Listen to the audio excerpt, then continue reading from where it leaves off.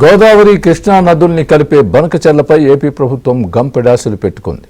బుధవారం ఢిల్లీ వేదికగా తెలుగు రాష్ట్రాల సీఎంలు భేటీ కానున్న వేళ ఏపీ వర్షన్ వినిపించనున్నారు సీఎం చంద్రబాబు. ఇంతకు ఏపీ వాదనలో ఏముంది?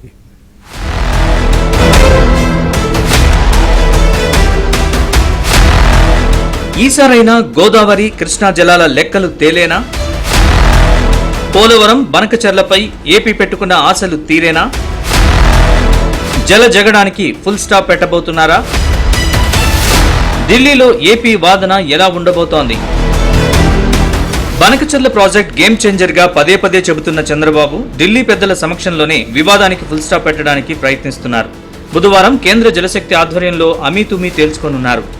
ఏపీకి బనకచెర్ల ప్రాజెక్టు ఎంత ముఖ్యమో చంద్రబాబు తెలపనున్నారు. అలాగే వరద జలాల లెక్కలపై గత 15 సంవత్సరాలకు సంబంధించి వాస్కోప్ ఇచ్చిన నివేదికను కూడా కేంద్రం ముందుంచాలని నిర్ణయించారు. గత 5 రోజులుగా గోదావరికి ఎగువ నుంచి వచ్చిన వరదతో 340 టీఎంసీల నీరు వృధాగా సముద్రంలో కలిసిన అంశాన్ని కూడా చంద్రబాబు కేంద్రం దృష్టికి తీసుకెళ్లనున్నారు.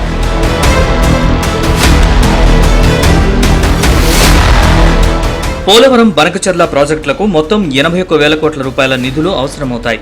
అయితే బనకచెర్ల ప్రాజెక్టును తెలంగాణ వ్యతిరేకిస్తుండటంతో కేంద్ర పర్యావరణ అటవీ మంత్రిత్వ శాఖ నిపుణుల మదింపు కమిటీ అభ్యంతరాలు లేవనెత్తింది. గోదావరి వరద జలాలు అందుబాటుపై ప్రశ్నించింది. వాస్కోప్ లెక్కల ప్రకారం గత 15 ఏళ్లలో సంవత్సరానికి 2,842 టీఎంసీల నీరు సముద్రంలో గోదావరి నుంచి కలుస్తుందని తేల్చారు.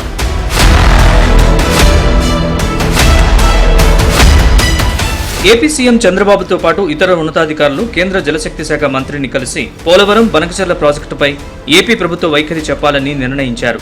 కేంద్ర అటవీ పర్యావరణ శాఖ లేవనెత్తిన అభ్యంతరాలకు సమాధానాలు సిద్ధం చేసుకున్నారు. అదేవిధంగా గోదావరి కృష్ణా ట్రిబ్యునల్ తీర్పులను కూడా కేంద్రం ముందుంచాలని ఏపీ ప్రభుత్వం నిర్ణయించింది. పోలవరం బనకచెర్ల ప్రాజెక్టుపై ఇప్పటికే ముందస్తు సాధ్యాసాధ్యాల నివేదికను కేంద్ర జలసంఘానికి ఏపీ ప్రభుత్వం సమర్పించింది. అభ్యంతరాలు రావడంతో వాటిని నివృత్తి చేయడంతో పాటు DPRని కూడా రూపొందిస్తున్నామని త్వరలోనే కేంద్రానికి స్పష్టం చేయనుంది.